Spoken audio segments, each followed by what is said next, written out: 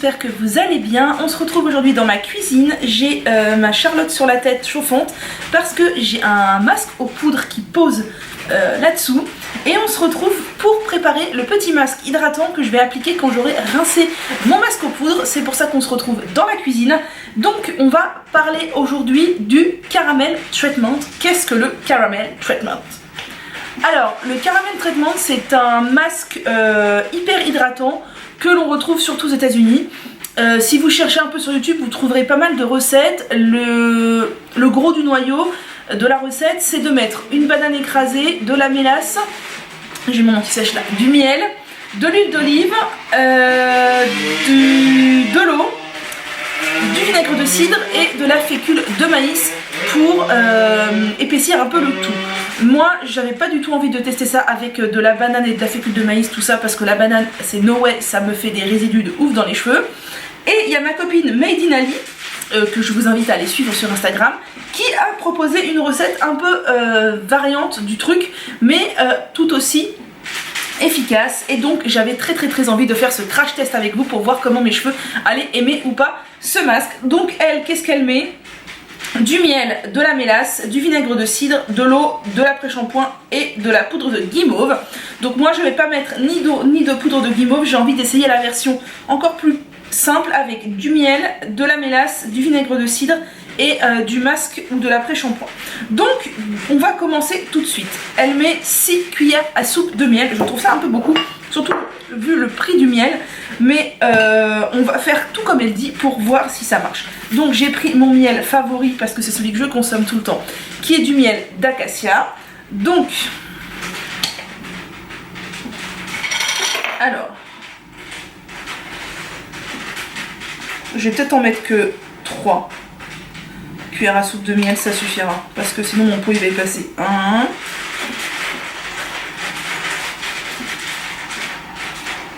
2,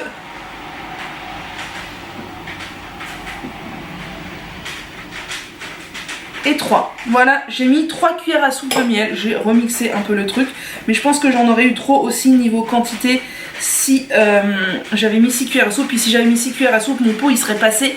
Et j'aime trop le miel, j'ai pas du tout envie que mon pot y passe. Donc voilà. Ensuite, on va rajouter une cuillère à café de vinaigre de cidre. Moi, c'est du vinaigre de cidre bio qui commence à former une mer d'ailleurs, donc il serait temps que je le finisse.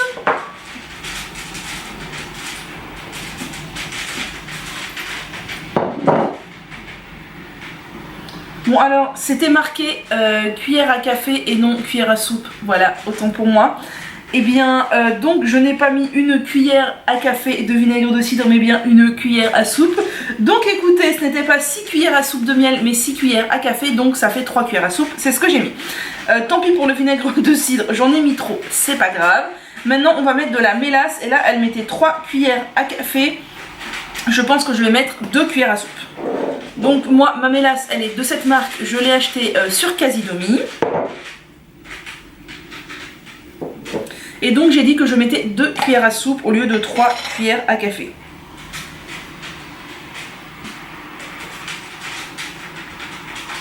Ouais, c'est vachement épais, donc on va mettre des cuillères à soupe pas trop blindax.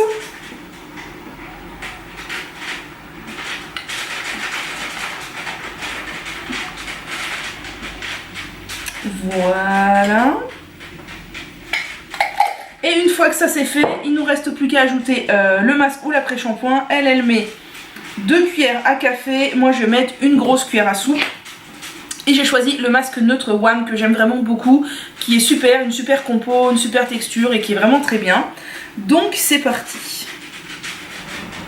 Donc voilà, je vais mettre une bonne grosse cuillère de masque. Et maintenant on va mélanger tout ça. Alors fatalement le mélange va être assez liquide, c'est pour ça qu'elle rajoute de la poudre de guimauve, mais moi j'ai pas envie d'en mettre. Je vais prendre le risque d'avoir des coulures collantes, mais c'est pas grave. Et le fait que j'ai mis trop de vinaigre de cidre, c'est pas très grave, c'est juste que comme mes cheveux sont peu poreux, bah, ça va les resserrer encore plus les écailles. Ça va resserrer encore plus les écailles, mais ça va les faire briller aussi, donc c'est pas très grave. Donc voilà, alors je suis en train de mélanger ça. Va falloir que j'essorte bien mes cheveux après avoir rincé mon masque aux poudres. Parce que sinon ça va couler. Alors voilà la tête de la chose, je ne sais pas si vous verrez bien, je vais venir vous montrer ça de plus près. C'est pas hyper homogène, le masque a pas mal déphasé, enfin a fait des petits grumeaux dans la préparation, mais c'est pas grave du tout puisque c'est pas de la poudre, c'est du masque et ça va se répartir en appliquant. Voilà la tête de la chose, j'en aurai peut-être trop, je verrai. Écoutez, je vais appliquer ça et je vous retrouve juste après. Voilà, je vous retrouve, donc j'ai appliqué mon caramel traitement. Donc ce que j'ai fait, c'est que j'ai rincé mon masque aux poudres, j'ai appliqué mon après-shampoing comme d'habitude, j'ai bien essoré mes cheveux. Je me suis même aidée d'une serviette en microfibre pour vraiment enlever l'eau, parce que comme je savais que j'allais appliquer un masque liquide, je voulais prendre le minimum de risque. Ensuite j'ai appliqué partout, même sur le cuir chevelu, le caramel treatment. J'en avais un petit peu trop, hein, comme je le pensais. Franchement je pourrais presque faire la moitié moins pour ma longueur. Et j'ai fait un chignon et je laisse poser ça pendant environ 30 minutes. J'ai quand même prévu la serviette au cas où ça coule. C'est pas impossible que ça coule. On verra, voilà. Et après j'irai rincer et faire ma routine de coiffage. Si vous vous demandez quelle est ma routine de coiffage, je vous laisse aller voir ma vidéo qui s'appelle ma routine curly. Il y a tout expliqué dedans. Et donc ça pose 30 minutes. Je vous retrouve ensuite après le rinçage et une fois que mes cheveux seront secs pour voir si ça leur a plu ou pas. Après peut-être qu'un jour je le referai avec la vraie recette en mettant moins de vinaigre de cidre, tout ça. Mais bon, après on peut adapter les doses comme on veut. Mais franchement la texture déjà était au top, j'ai adoré, c'était hyper fluide, un peu crémeux, vraiment au top. Et je pense que si on met moins de vinaigre de cidre, ça sera moins liquide et ça sera encore mieux. A tout à l'heure. Voilà, je vous retrouve, j'ai laissé poser une trentaine de minutes, puis j'ai rincé à l'eau tiède, puis après à l'eau froide pour faire un dernier rinçage froid. Je n'ai pas fait de rinçage acide cette fois puisqu'il y avait déjà du vinaigre de cidre dans le masque, je ne voulais pas en rajouter. J'ai fait ma routine de coiffage, là ça sèche et suspense, on se retrouve pour le résultat tout à l'heure. Je vous retrouve quelques heures plus tard pour vous montrer le résultat, donc je vais vous montrer les résultats en intérieur et en extérieur. Mais on va d'abord faire un petit bilan. Donc comment je trouve mes cheveux, je vous les montre déjà avant de faire un petit bilan.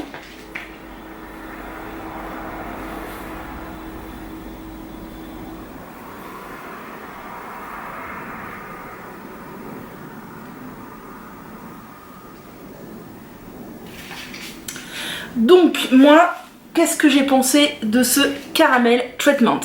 Alors, j'ai trouvé que niveau préparation c'était super facile. Niveau application c'était super facile, mais c'est quand même très liquide. Donc ça peut occasionner des coulures et on peut en gâcher un peu en l'appliquant. Au niveau de la pose, moi j'ai pas eu trop de problèmes. J'ai juste eu quelques coulures là sur le côté, mais vraiment rien de dramatique. Et après, j'ai fait ma routine de coiffage et j'ai laissé mes cheveux sécher. Ce que j'ai pu constater, alors je pense que c'est en lien avec ça parce que ça ne m'a jamais fait ça avant et je fais plus ou moins toujours la même chose, c'est que mes cheveux ont mis 2 fois plus de temps à sécher. D'habitude en 2 heures mes cheveux sont 90% secs, là au bout de 2 heures mes cheveux étaient encore 75% humides. Donc c'est un truc de fou, ils ont jamais mis autant de temps à sécher. Alors est-ce que c'est une question que ça retient l'humidité, je sais pas trop. Est-ce que le résultat est bien? Alors je m'attendais peut-être à des cheveux encore plus doux, parce que vraiment j'avais lu des trucs comme quoi ça rendait les cheveux méga hydratés, super doux machin. C'est pas mal hein, je trouve que mes ondulations elles sont là, elles sont pas mal, on est sur quelque chose, un résultat pas trop mal. Mais c'est vrai que je m'attendais peut-être à encore plus d'hydratation, je sais pas trop. Mais je suis quand même satisfaite et je pense que je le referai et c'est un bon truc si vous n'avez pas de masque tout près à la maison et que vous avez ça dans vos placards.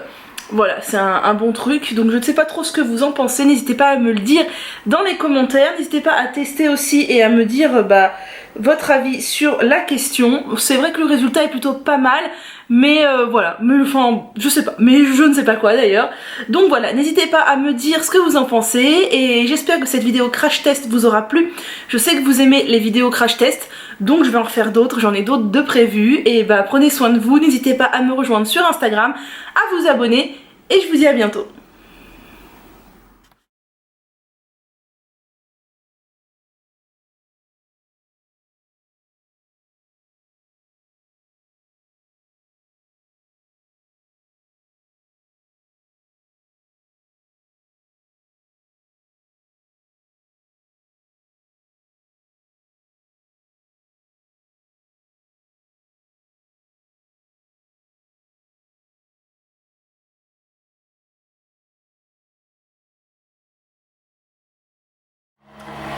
Je vous retrouve, on est dimanche, j'ai un masque aux poudres sur la tête, mais ce n'est pas de ça que nous allons parler.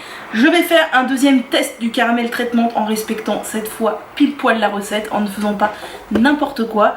Et donc on va voir si ça marche mieux, si ça s'applique mieux et si le résultat est top.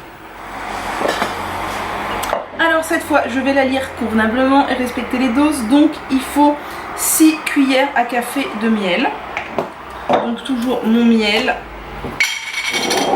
Et voilà, je vous surélève un peu. Donc 6 cuillères à café, ça me paraît quand même un peu beaucoup, surtout que ma cuillère est grosse, donc je vais en mettre juste 3-4. Parce que le miel d'acacia c'est quand même tellement bon. Voilà, j'ai mis 3 grosses cuillères à café de miel. Ça suffira parce que mon pot il a déjà quand même pris une claque avec les deux masques qu'on a fait. Ensuite, il faut 3 cuillères à café de mélasse. Donc la mélasse, elle est là. Je pense que je vais juste aussi en mettre 2 grosses au lieu de 3 vu que ma cuillère est quand même gigantesque. Voilà, hop. Ensuite, il faut 1 cuillère à café de vinaigre de cidre.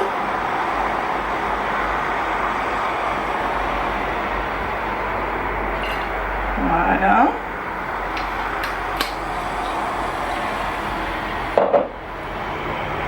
Ensuite, elle met 3 cuillères à café d'eau et 2 cuillères à café de masque ou d'après-shampoing. Moi, je vais pas mettre d'eau parce que généralement, ça réussit pas trop à mes cheveux. Je vais plutôt mettre, elle dit 2 cuillères à café, 2 grosses cuillères du masque WAM.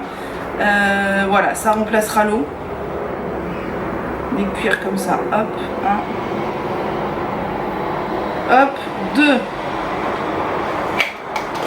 Et maintenant, je vais rajouter la chose que je n'avais pas mise la dernière fois, à savoir de la poudre de guimauve pour épaissir un peu le tout. Elle en met de la poudre de guimauve pour épaissir la quantité que l'on veut. Donc je vais prendre une cuillère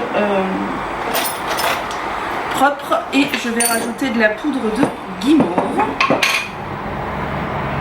Donc on va y aller doucement, je vais rajouter 1 cuillère comme ça pour l'instant, on va remuer, on va voir ce que ça donne et s'il faut une deuxième cuillère, etc. etc.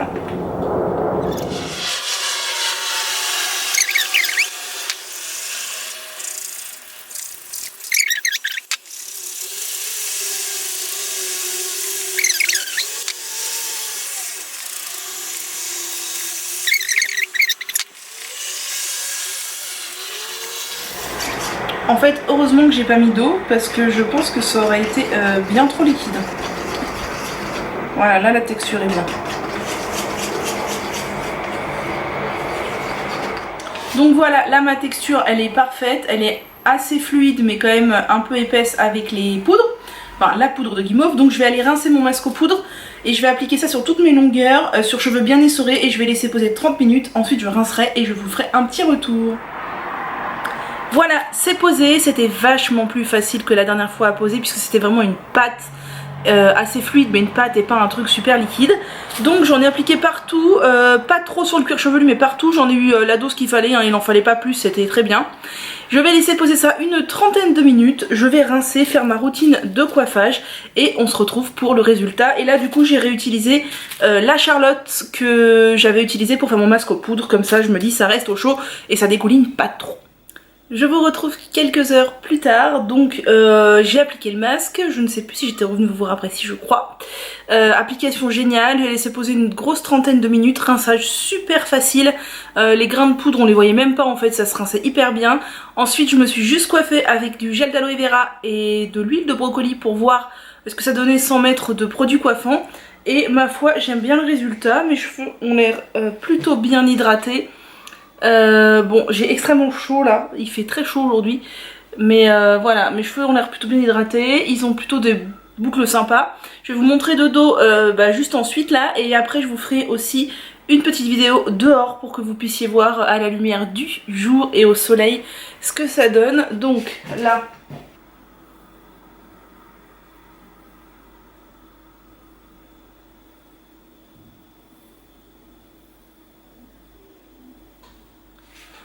pour conclure cette vidéo, je trouve que c'est un très bon soin hydratant, vraiment n'hésitez pas à le faire si vos cheveux ont vraiment besoin d'hydratation. C'est un soin que je referai sans hésiter de temps en temps, pas trop souvent parce que quand même le miel c'est une denrée assez rare et chère que je préfère consommer qu'utiliser en cosmétique trop souvent, mais c'est un très très bon soin, donc je vous le recommande et je vous dis prenez soin de vous, n'hésitez pas à me rejoindre sur Instagram, à vous abonner, à activer la cloche, tout ça, et moi je vous dis à bientôt.